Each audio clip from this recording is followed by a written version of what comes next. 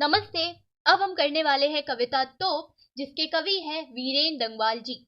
इस कविता का सार कुछ इस तरह से है कि इसमें एक तोप का वर्णन किया गया है, जिसको कि 1857 के स्वतंत्रता संग्राम में प्रयोग किया गया था। वह तोप उस समय बहुत ही ज्यादा खतरनाक थी, जबरदस्त थी, लोग सब उससे डरा करते थे।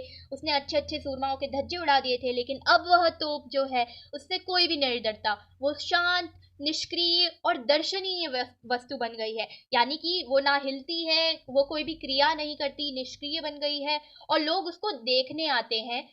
वो दर्शनीय बन गई है और बच्चे भी उसमें खेलते हैं। बाकी सब अब हम इस कविता में पढ़ेंगे। पहली पंक्ति के साथ सॉरी पहली पंक्ति के साथ शुरू करते हैं। कंपनी बाग के मुहाने पर धर रखी गई है यह 1857 की तोप। इसकी होती है बड़ी संभाल, विरासत में मिले कंपनी बाग की तरह। साल में चमकाई जाती है 2 बार।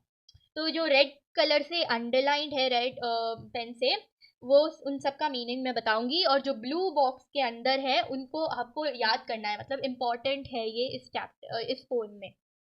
तो कंपनी बाग है, मतलब ईस्ट इंडिया कंपनी का जो बाग है वो उसके मुहाने पर, मुहाने का मतलब होता है प्रवेश द्वार पर।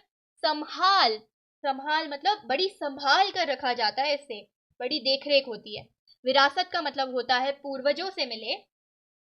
ठीक है। तो कंपनी बाग के प्रवेश द्वार पर यह 1857 की स्वतंत्रता संग्राम में प्रयोग की गई तोप रखी गई है। इसको बहुत अच्छे से संभाला जाता है, इसकी देखरेख करी जाती है, कंपनी बाग की ही तरह, जो कि हमें विरासत में पूर्वजों से पुराने समय में मिला है। साल में इसको 2 बार चमकाया जाता है। वो 2 अवसर कौन कौन से होंगे? स्वतंत्रता दिवस 15 अगस्त और गणतंत्र दिवस 26 जनवरी। अगला है, सुबह शाम कंपनी बाग में आते हैं बहुत से सैलानी, उन्हें बताती यह तो कि मैं बड़ी जबर, उड़ा दिए थे मैंने अच्छे अच्छे सूरमाओं के धज्जे अपने जमाने में।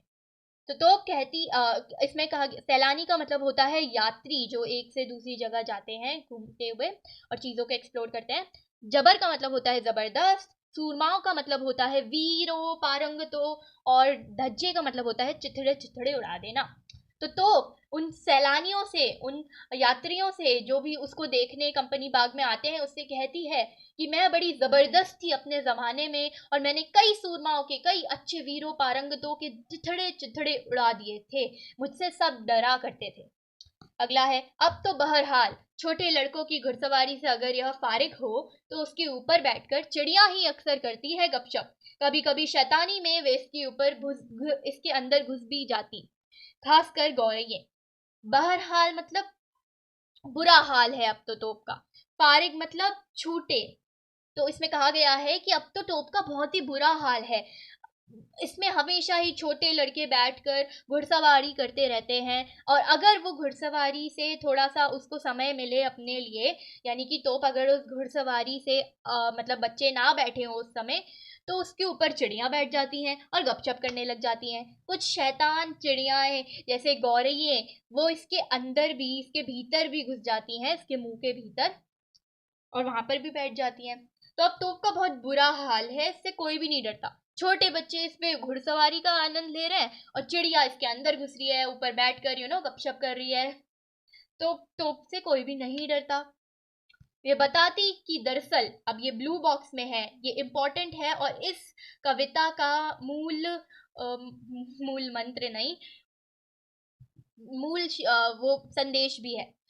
दरअसल कितनी भी बड़ी हो तो एक दिन तो होना है उसका मुंह बंद, होना ही है उसका मुंह बंद। तो कहने का क्या मतलब है, कितनी भी बड़ी हो तो एक ना एक दिन तो उसका मुंह बंद हो ही जाएगा। यानी कि कितना भी शक्तिशाली हो कोई, या कितनी भी शक्तिशाली हो कोई वस्तु, एक ना एक दिन उसकी शक्ति चले ही जाएगी, क्योंकि शक्ति नश्वर होती है, शक्ति नष्ट हो जाती है। हमने पढ़ा है मनुष्यता कविता में। तो शक्ति नश्वर होती है, नष्ट हो जाती है। तो अब यह हमें संदेश देना चाहते हैं कि हमें कभी भी अपनी शक्ति पर घमंड नहीं करना चाहिए। साथ ही इसका एक यह भी संदेश हो सकता है कि हिंसा जो है वो किसी चीज का हल नहीं है। शक्ति से किसी के ऊपर दबाव डालने से समस्या का समाधान नहीं होता, और शक्ति तो नश्वर है ही। कितना भी शक्तिशाली हो कोई, एक ना एक दिन उसकी शक्ति समाप्त हो ही जाएगी, इसलिए हमें घमंड नहीं करना चाहिए। ठीक, तो वीरेंद्र दंगवाल जी की यह कविता तोप में हमें यह बताया गया है। और ये तोप के बारे में थोड़ा सा है कुछ। हाँ, शक्ति पर घमंड नहीं करना चाहिए क्योंकि वह नश्वर है। चाहे कोई कितना भी ताकतवर हो, उसका अंत तो निश्चित है। मर्त्य है हर कोई, या फिर शक्ति नश्वर है, मेन आइडिया। ठीक, तो ये थी तोप वीरेंद्र दंगवाल जी द्वारा लिखी हुई। धन्यवाद।